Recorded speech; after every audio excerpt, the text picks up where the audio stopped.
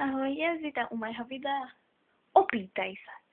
No, až toto je video také, že sa ma proste, toto budú otázky, ktoré sa ma ľudia najviac pýtajú a na ne zodpoviem a tak ďalej. A ešte bude v tom aj zahrnuté, že aký bol víkend.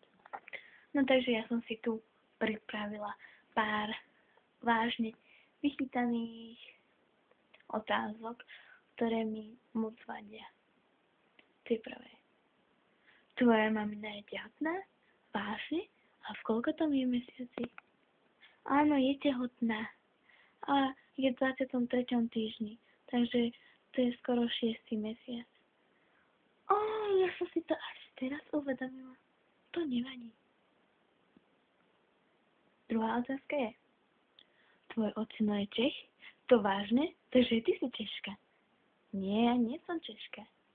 No, môj brat sa síce narodil v Česku, ale on tiež nie je Čech. Takže toto boli dve otázky, ktoré mi vážne vadia. A teraz ideme na tie normálne otázky, ktoré sú úplne bežné. Priznám sa, že nad týmito otázkami som chvíľu rozmyslela, že čo poviem. A je hrozná grafika. No, viete, padala mi moja kamera, takže no sa nedivte, ale práve som si umýla vlasy. Ešte som mokré, mám na sebe moje pyžamko. Ja. No. Takže to je tá otázka. Spravíš room tour? Prečo by som mala robiť room tour? Veď nemám moc rada, keď sa mi niekto kúka do mojho súkromia. Ale spravím vám room tour.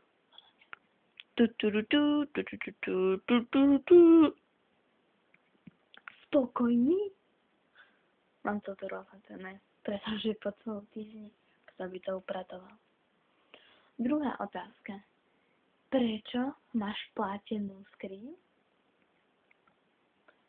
Toto hovorím 100 a posledný krát. Pretože sme prerábali moju izbičku a celé druhé poschodie. A proste moju skriňu vyhodili von z balkóna.